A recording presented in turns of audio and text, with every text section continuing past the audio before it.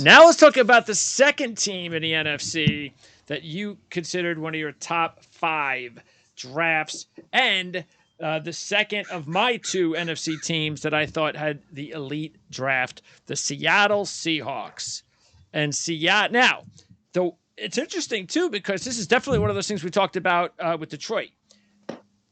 If you just look at the players, it's even that much better. The thing that I don't want to do that would bring the draft down just a little bit if I did it is, well, you picked Devon Witherspoon as the 5th pick in the draft? Okay. But let's just get rid of that, because that's what this is about. And you just look at all the players that they picked up. I mean, they've got, so they had another corner. They picked up their star corner, it looks like, last year. So if that works out, that's awesome. If Smith-Njigba can be the man that he looked like he was going to be before the injury to go along in that wide receiver room, holy wow. Charbonneau we love. So that's a 1-2 punch now for the next 5 years that they don't have to worry about. They add another offensive lineman in there at guard in Bradford. But more importantly, in my mind, after going out and getting 2 tackles last year for the that will hopefully be around for the next 6-7 years, I believe they've got their center now that will be there for the next 6 or 7 years, and they got him in the 5th round. So I mean, how do you just not absolutely love just about everything they did, except of course, kind of questioned a little bit of why Witherspoon went so high. But then again, that's exactly what Seattle does every draft. They always draft players higher than anybody thinks they're going to.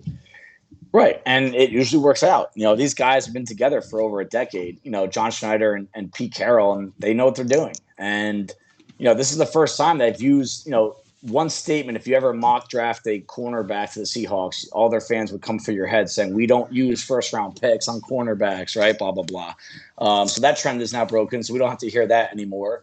But Witherspoon, I really do feel like this team is trying to get back to where they were when Russell Wilson was under that rookie contract, is create a defense that you are scared to play against, especially if you have to play them in Seattle.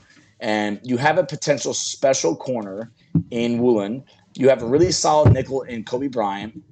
And now you have what they consider to be the top corner in the class in Devon Witherspoon. Whether you think he was worthy of the 15th pick or 5th pick, I think it's all about what this team was trying to do to their football roster. It's to give them 2 lockdown corners in addition to the 2 additions they made up front, in addition to Bobby Wagner coming back, in addition to Darrell Taylor starting to seem like he's breaking out.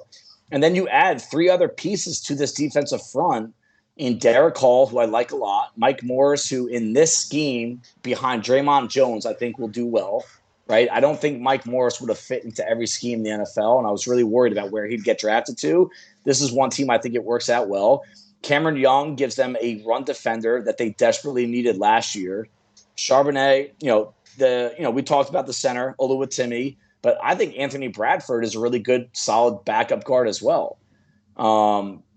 Everywhere. Oh, and by the way, Evan Brown might turn out to be a good center pickup too, a very underrated player. So they just got a lot better on the interior. That offensive line right now overall could be set up all across the board now for the next 5 years. Yeah, exactly. With depth, too. Not just the starting 5, So, everything you see on this team, even some of the undrafted free agents that they got, it makes sense. Everything they do makes sense every year. And it just seems like, I think I wrote this somewhere, the Seahawks just know what they're doing in the draft better than other teams. And this is why I think a front office is so important.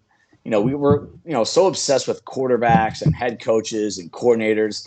I think if you could find a front office that really knows how to manipulate the draft, and no one trades as much as John Schneider, maybe Howie Roseman, and they know what to do every single year in the draft. And that's why they're competitive. It's not because Geno Smith is a great quarterback. They built a great team around him, and they know what to do with the players when they get there. So, getting my number 1 wide receiver in Smith-Njigba at the 20 spot in a situation that is just perfect for him because you don't have to put him on the outside. What did I say about him prior to the draft? If he finds a slot-only role, he's going to thrive. If you try to force him into a role that he's not comfortable with or he's not suited for, you're gonna get a mixed bag there. This is a perfect situation for him. I mean, just looking at them with Walker, with Lockett, Smith-Njigba, Metcalf, and even maybe this now even opens up the opportunity for Noah Fant to hey, nobody's paying attention to me. This offense, the entire offense is set. You tell me, though. There's one question I have. Do you believe in Geno? Yes. Now, I don't know if I'll believe in Geno in the playoffs, to win a Super Bowl yet. That's the thing. I don't know what happens along those lines because I don't think anybody knows. I said earlier the Packers would be a very fascinating team to watch. I think this will be a very fascinating team to watch too because the roster, take quarterback out of everyone's room right now.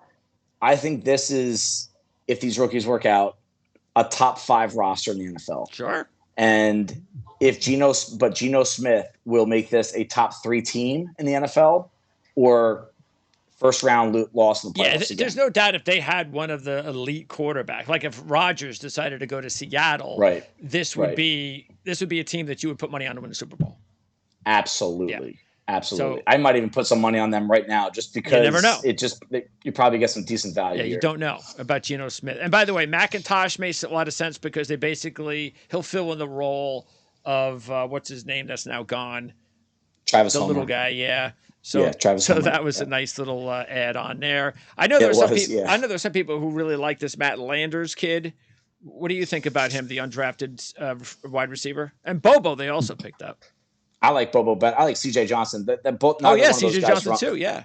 Yeah. Neither one of them run well though. So Matt Landers to me looks good on paper. He looks better on paper than he does on the field. But I like keep the name Arquan Bush in your head.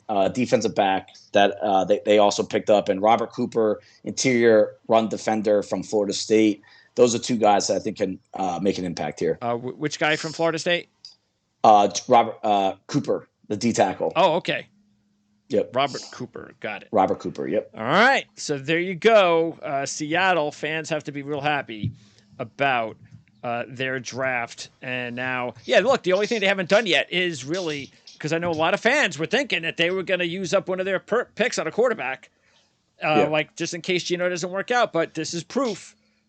They didn't just give him all that money and say what they were saying for nothing. They believe that Geno Smith can be the guy. And I didn't think they were going to go quarterback in this draft unless it was a backup like day 2, day 3.